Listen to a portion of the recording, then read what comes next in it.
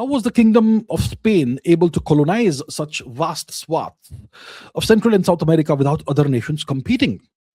Well, you see, in business, there is something called first movers advantage. If you come up with a technology for the first time, if you're the first to come up with the technology, then you're going to have an advantage, and you're going to move into the market first, right? And that's what happens. So, Spain, what happens is, let's look at the chronology. In 1492, Christopher Columbus, he is given this big charter, or whatever you want to call it, by the king and queen of Spain, Isabella and Ferdinand. They give him money, they give him ships, etc. And the objective is, Christopher Columbus promises them, I'm going to go and discover India, and I'm going to colonize India, and I'm going to bring back all the wealth and make you super fabulously rich. That was the deal. So they give him what he wants, and he goes and crosses the Atlantic. He goes westwards instead of going eastwards, because if you go eastwards, you have to cross the Turkish occupied territories, and that was a problem. They could not do that. So they knew how to reach India from the east, but that route was cut off by the Ottoman Turks. So Christopher Columbus at the time knew that the earth is round, it's spherical. It was newly discovered by the Europeans at the time, a few thousand years too late, but whatever.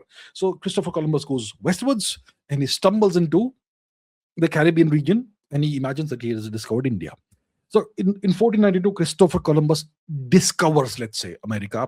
He very rapidly colonizes Hispaniola, Cuba, and the surrounding region. Then the Portuguese also are very capable. Okay, they at the time had a very capable navy, etc. So they also said, why should we get left out? But then they had a good relationship, or working relationship, with the Kingdom of Castilla, which is Spain. So the Spanish and the Portuguese, they decided to carve up the world, divide the world among each other in such a way that they would not have to compete and fight. That was the Treaty of Tordesillas, 1494. Yeah, you can look it up. And they divided the world along a north-south meridian, that sort of thing. The western part of this would be taken over by the Spanish, and the eastern part would be taken over by the Portuguese. They would be free to colonize all non-Christian nations in the eastern half, and the Spanish would be free to colonize all non-Christian nations or cultures in the western half. So it was all about colonization. It was all about occupation, plunder, slavery, and conversion to Christianity. Okay, so. And at this time, it's only Spain and Portugal that are the big guys. Okay, they had the technological know-how, the capabilities to do these things. They had the navy. They had the navies that could do this. Their navies were better than any other European navies, and they had the money that was coming in from the crown. And that's how the Spaniards went ahead and colonized first the Aztec Triple Alliance, and then the Inca Empire. Brutal stuff, as we know, as we have discussed many times in the past.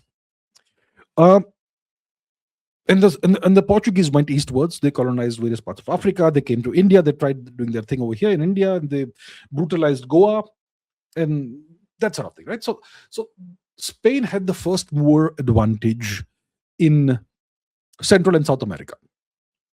Now, by the 1550s, other nations were like, why should we get left behind? So the French start, attempting to put down a toehold somewhere in the Americas, and they try and fail several times. Eventually, they end up in the northern half of North America, the Quebec, Canada region, right? And that's a whole different story. That's much later. And the English also. The English at the time did not have a powerful navy. So they also were interested in the Americas. They also were interested in colonizing the whole world, right? And in the 1500s, these efforts of England were subsidized by the crown. Who was the crown? It was Elizabeth, Queen Elizabeth.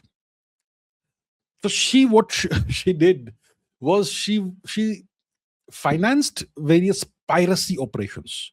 These pirates were called privateers, and they would engage in piracy, in murder, in slavery, all financed by the British Crown. But it's only in the early 1600s that the British came up with a different way of doing things.